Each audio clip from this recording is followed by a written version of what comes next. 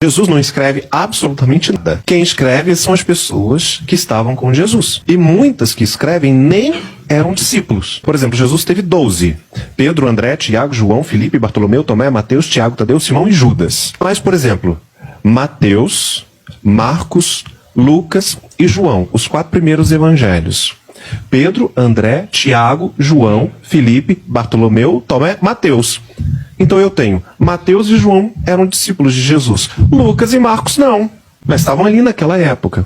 Aí depois você tem Paulo escrevendo. Depois você tem outras cartas. Essas cartas, como que elas foram colocadas dizendo isso aqui é santo, isso aqui não é santo?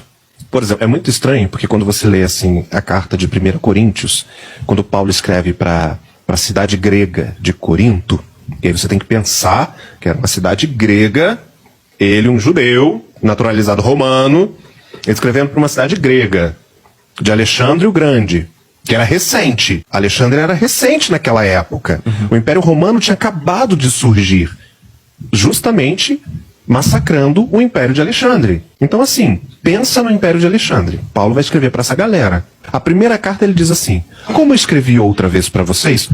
Não escreveu. Não escreveu Paulo. Ou seja, cadê a primeira carta? Não tá. Então o que aconteceu com esses escritos? No ano 313, um imperador que surgiu do centro da vontade do capeta, chamado Constantino, ele queria unificar o império de novo. Roma derrota Alexandre o Grande.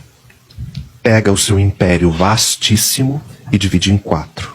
As tetrarquias romanas. Com o passar do tempo, quem assumiu um desses impérios é Constantino, que monta as Constantinópolis. E ele fala, eu não quero um quarto, eu quero a sala, a cozinha e o banheiro.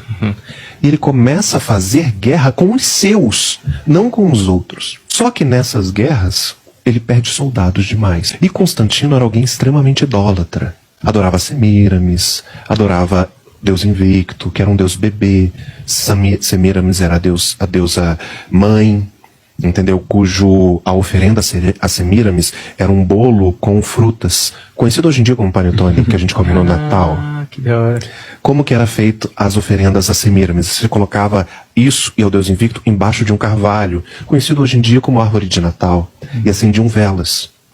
E o Deus Menino, o Deus Invictus, a data de comemoração era 25 de dezembro, Natal. Quem fez isso foi Constantino. Só que tinha toda essa vibe. E aí ele estava perdendo os seus soldados.